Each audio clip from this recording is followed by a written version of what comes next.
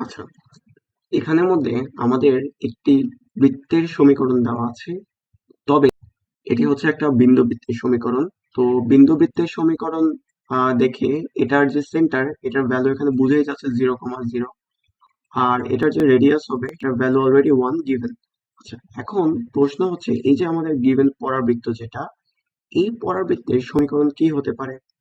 যেহেতু আমরা জানি ওয়াই স্কোয়ার সমান সমান হচ্ছে যদি আমাদের 4ax থাকে, তো এই টাইপের পরাবৃত্তের ইকুয়েশনের সমীকরণগুলো হচ্ছে আমাদের এরকম হয়। আর যদি আমাদের Y square is equals to 4ax plus 4 হয়, তাহলে এটা ইকুয়েশন এরকম হবে। তবে যখন আমি হচ্ছে ওয়াই স্কোয়ার সমান সমান -4ax বা যাই থাকুক না কেন, সাপোজ আমি +4ax দিলাম, 4ax এর সাথে আমার কোনো একটা টার্ম কনস্ট্যান্ট যোগ থাকবে, যেহেতু এখানে হচ্ছে আমাদের +1।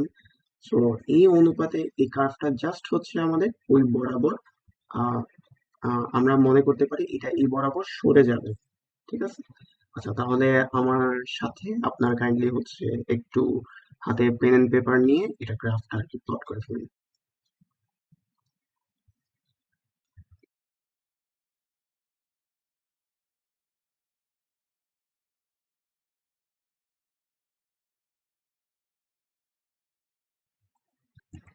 আচ্ছা, তো সাপোজ এই অনুসারে এখানে হচ্ছে এই পয়েন্ট যেটা, এটা হবে আমাদের বৃত্তের জন্য 1,0, এটাকে এ বিন্দু দিলাম, 1,0। এটা হচ্ছে আমাদের সি পয়েন্ট, এটা হচ্ছে আমাদের ডি পয়েন্ট, আর এটা হচ্ছে আমাদের বি পয়েন্ট। তো বি পয়েন্ট হবে কত আমাদের -1,0। আচ্ছা, তো এখন প্রশ্ন হচ্ছে যে এক্স স্কোয়ার প্লাস, আচ্ছা, বৃত্তের পরাবৃত্তের মধ্যে যে অংশটুকু অবস্থান, কথা হচ্ছে ফার্স্ট অফ অল আমরা যদি এই এক্স অক্ষের সাপেক্ষে যদি চিন্তা করি, this is a symmetrical shape, right? তো এটা যদি আমাদের একটা সিমেট্রিক্যাল শেপ হয়, তো ওই সাচে আমরা আগের মতো জাস্ট একটা অংশ বের করে ওটাকে 2 দিয়ে গুণ করে দিলেই আমাদের টোটালটার ক্ষেত্রফল বের হয়ে যাবে। তবে এখানে একটা টুইস্ট আছে, সেটা হচ্ছে আমরা যদি ওই যে সেই কাঠি থিওরিটা অ্যাপ্লাই করি, সাপোজ এখানে হচ্ছে আমরা একটা কাঠি ধরলাম, এই কাঠিটার এখানে হচ্ছে আপওয়ার্ড, উপরের অংশ যেটা, এটা হচ্ছে ঠিকই আমাদের পরাবৃত্তটাকে টাচ করবে, সত্য, এবং নিচেরটা হচ্ছে আমাদের এক্স অক্ষকে টাচ করতেছে, ওকে, আমার মানা যায়। কিন্তু আমাদের যখন এই পজিশনে কাঠিটা চলে আসবে, বা এই এতটুকু অংশের জন্য যখন আমরা কনসিডার করব, তখন তখন জিনিসটার আমাদের আহ পরাবৃত্তের সাথে ছুবে না। তো তখন শুধুমাত্র আমাদের বৃত্তের জন্যই কনসিডার করতে হবে। সো আসলে এখানে আসলে কয়েকটা ভাগে আমাদের ক্ষেত্রফল নির্ণয় করতে হবে।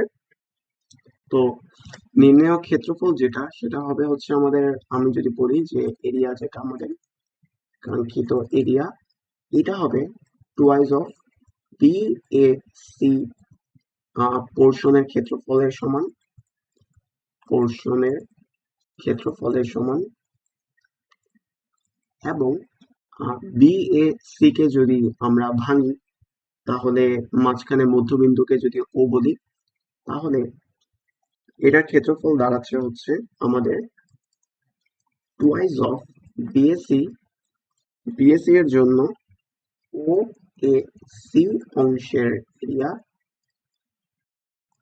প্লাস আমাদের হচ্ছে বি ও সি অংশের এরিয়া।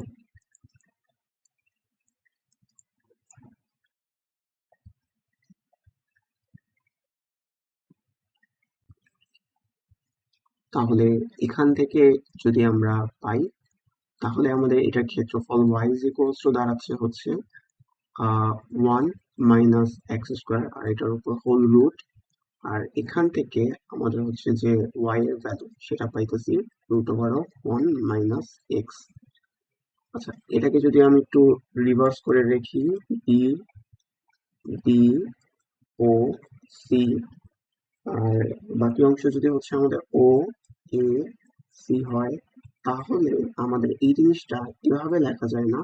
বি ও সি যদি আমি ফার্স্টে কনসিডার করি, একটু ফ্রেশ করে যদি গ্রাফটাকে আরেকবার লিখি, এটা হচ্ছে আমাদের বি ও সি অংশের রিজিয়ন, আর এটা হচ্ছে আমাদের ও এ সি অংশের রিজিয়ন। অতএব বি ও সি অংশের লিমিট হবে -1 থেকে 0 এর মধ্যে। সেক্ষেত্রে আমাদের ইকুয়েশনটা শুধুমাত্র বৃত্তের দাঁড়াচ্ছে √1 - x² প্লাস বাকিটুকু অংশ হচ্ছে আমাদের কেবলমাত্র পরাবৃত্তের এরিয়াটুকু নিলেই আমাদের এখানে যথেষ্ট। তার জন্য 0 থেকে 1 এর মধ্যে এক্স অক্ষের সাথে শুধুমাত্র পরাবৃত্তের অংশটুকু মানে হচ্ছে আমাদের √1 - x এর রিজিয়ন। পুরাটাকে আমাদের ডিফারেন্সিয়েট করতে হবে।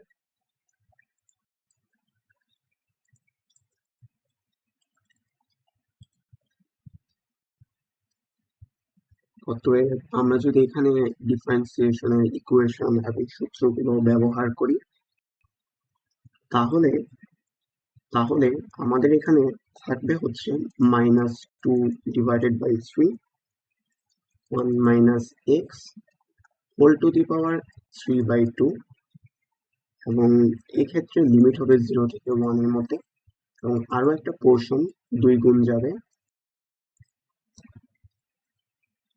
1/2 x √1 - x² প্লাস হচ্ছে আমাদের 1/2 of sign inverse of x এবং লিমিট হবে হচ্ছে আমাদের -1 থেকে 0 এর মধ্যে।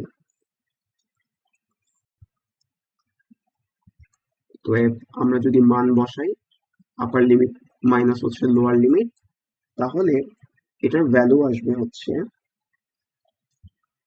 -2/3 into 1 - 0 plus 2 into 0 plus half of sign inverse of 0 minus 0 plus half of sign inverse of 1। অতএব আমাদের ফুল আনসার হবে 4/3 প্লাস π/2 একক বর্গ একক। এই হচ্ছে আমাদের কাঙ্ক্ষিত উত্তর।